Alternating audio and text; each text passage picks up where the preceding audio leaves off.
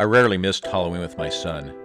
It was a sacred holiday to us, and no matter how far apart Boog and I were living from each other, I always did my best to be with him. But one Halloween, about a dozen years ago, I almost didn't make it. That's the night I saw diamonds in the sky and an owl bigger than a dog. I was riding in Big Mac's Cadillac, a ride I feared would be my last. It was 1992, a few days before Bill Clinton was elected president. Boog would have been 8. I'd landed in Boise expecting the ex to pick me up. She wasn't there. Seems her horse cut a leg artery on the trail that day. She saved the horse, but was too frazzled to make the 3-hour drive from Sun Valley. She said, "Fly, take a bus." It was too late. Everything was closed. No bus, no plane, no rental cars. We argued. My son cried, and finally I said, "Fine, I'll hitchhike." On the on-ramp heading north, it was dark and cold. The wind was blowing. A car full of costumed teenagers sped past. They screamed obscenities out of the window, and one of the kids threw an open can of soda at me. Men in trucks with rifle racks didn't slow. Women driving alone avoided eye contact. I was about to give up and hike over to the Marriott when Big Mac's beat-up boat of a car swerved to a stop. If I had to pick the vehicle out of a police lineup, I'd say it was either a midnight blue 1984 or 85 Coupe de Ville, a ragtop, but maybe not blue, but green. Like I say, it was dark. In place of the radio antenna was a bent coat hanger, and the driver was bearded and had greasy brown black hair. He wore a blue jean jacket decorated with gang insignias. There was a bottle of whiskey between his legs. The car reeked of cigarette smoke. "How far you going?" I asked. He said Mountain Home, which is a little more than halfway to Ketchum. Now, I knew that being stuck in Mountain Home, a place really in the middle of nowhere, would be worse than where I was, but the rule of hitchhiking is that forward motion is everything.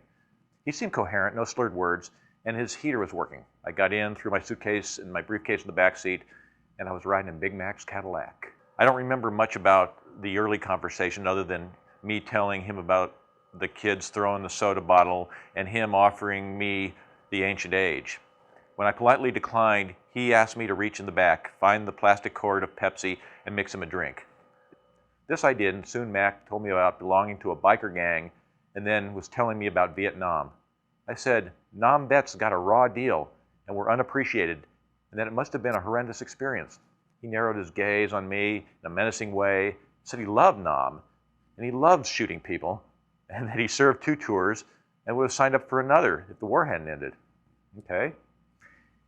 He poured more whiskey in his cup, and once he calmed down, he said he loved R&R in Bangkok. Now, I knew Bangkok well enough to keep the conversation going, figuring the more he talked, the less he would drink. I rhapsodized about the midnight market where I would eat steaming bowls of mussels and lemongrass or spicy tom yam soup before descending into the city's various dens of vice. I reminisced how before AIDS, there was something innocent about Bangkok's sordidness. I laughed about going to a live sex show and watching a couple copulate in any number of positions, and how, when it was time for them to leave the stage, the man and woman both shyly covered their privates with their hands like Adam and Eve sneaking out of the garden.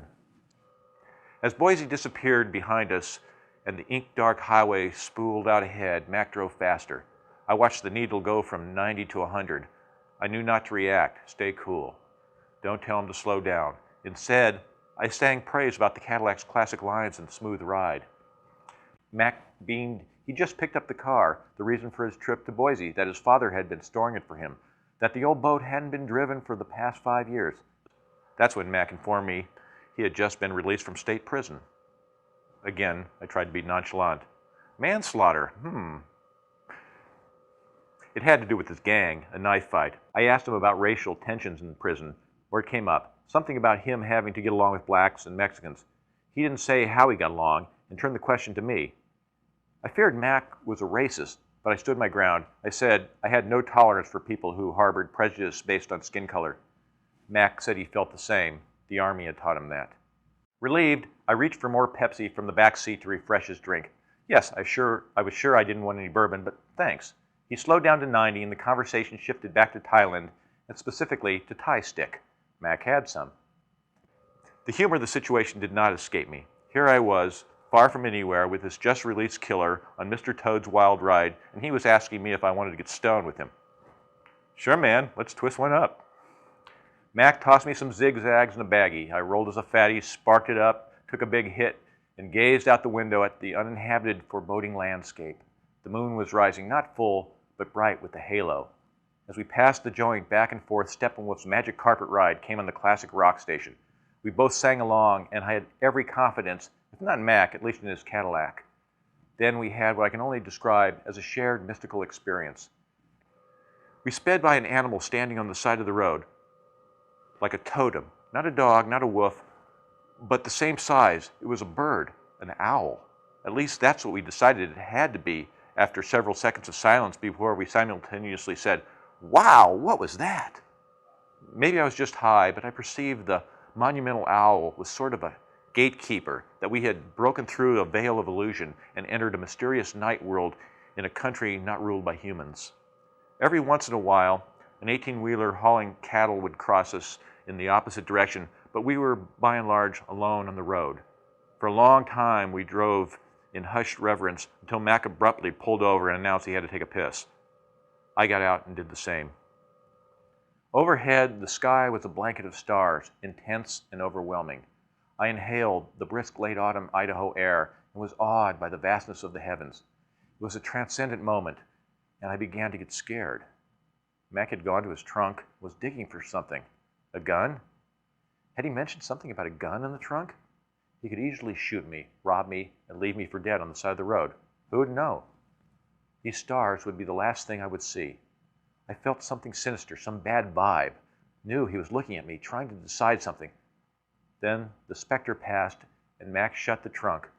Getting back into the car, I offered to drive.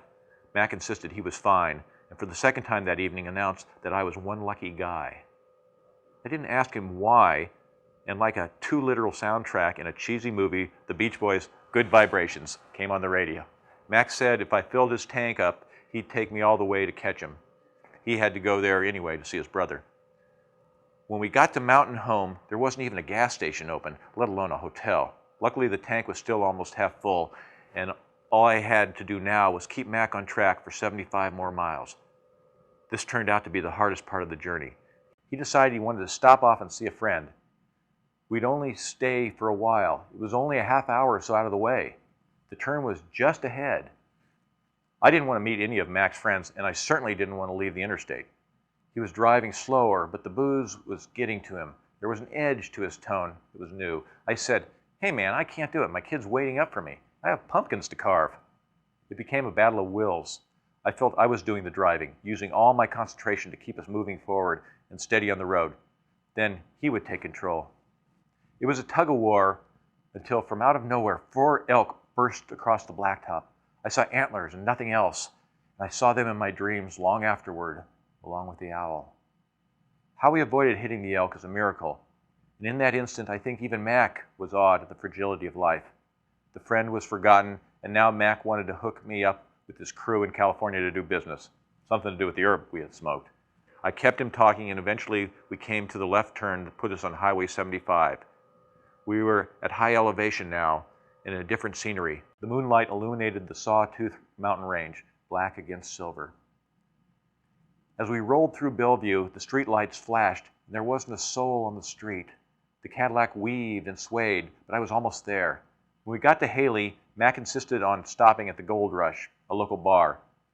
He parked in a motel parking lot a block off the main drag and insisted I lock the car door and leave my things.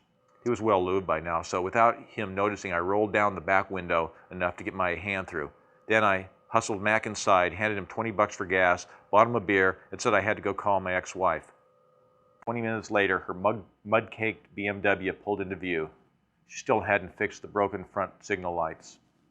The ex and Boog were excited to see me, though not as much as Harold the Dalmatian, and just like that, I was back in my own life. The next night, Boog and I trick-or-treated as usual. The day after that, I went to Hemingway Elementary School and read one of my children's stories to his 3rd grade class.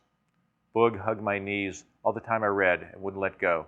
I thought, Mac was right. I am one lucky guy.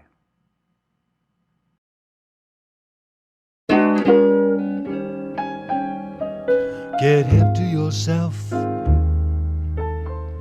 My love's on the shelf. My feet's on solid ground.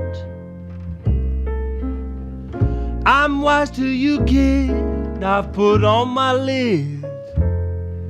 Don't give me the runaround, oh babe.